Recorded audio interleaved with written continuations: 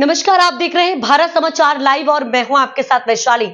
आइए रुक करते हैं आज की खास खबर पर। भुज में आरटीओ परशुराम मंदिर के प्रांगण में वरिष्ठ नागरिक क्लब समस्त ब्रह्म समाज द्वारा 7वीं सभा यानी श्रवण की रुद्री श्रवणवद 14 इष्टदेव महादेव जी का आयोजन किया गया। सुबह 9 बजे से ब्राह्मणों ने मंत्रोच्चारण के साथ 71 जोड़ों ने पहली रुद्री में भाग लिया। रुद्री के लिए प्रत्येक जोड़े के लिए मेज और कुर्सियों की व्यवस्था की गई। अतुल भाई दवे परिवार मुख्य यजमान थे। इस अवसर पर ब्रह्म समाज के प्रमुख उपस्थित रहे। इस अवसर पर रेणुका ट्रस्ट द्वारा समस्त ब्रह्म समाज के भीष्म पिता कहे जाने वाले एल.के. घाघरी को सम्मानित किया गया। संपूर्ण भक्ति कार्यक्रम एल.के. घाघरी और उनकी टीम द्वारा आयोजित किया गया था। મારું નામ ગીતા જોશી છે। આજે સિનિયર સિટીઝન ક્લબનો 7મો પ્રોગ્રામ હતો। મહારુદ્રી કાર્યક્રમ હતો।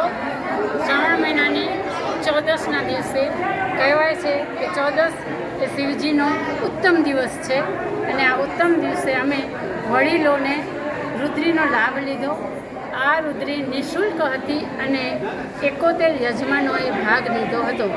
આ 71 યજમાનોને મહાદેવના આશીર્વાદ રૂપી અમે એ લોકોને પરશુરામ ધામ મોરબી ખાતે તારીખ 11 સપ્ટેમ્બરના રોજ તેમને ત્યાં ધાર્મિક પ્રવાસમાં લઈ જશું। નિઃશુલ્ક 2 ટાઈમ જમવાનું અને ચાય અને નાસ્તો। વડીલો બુઝુર્ગની આપણે છત્રછાયામાં આ બધા જ કાર્યક્રમો થાય છે।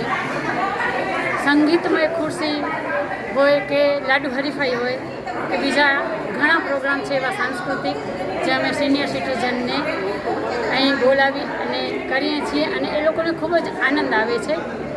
એચએલ અજાણી સાહેબના નેજા હેઠળ સિનિયર સિટીઝન ક્લબ અમે ચલાવીએ છીએ। અમે 9 બહેનો કાર્યકર્તા છીએ અને અજાણી સાહેબનો ખૂબ ખૂબ આભાર કે તેઓને આવો વિચાર આવ્યો કે વડીલો માટે કંઈક કરીએ।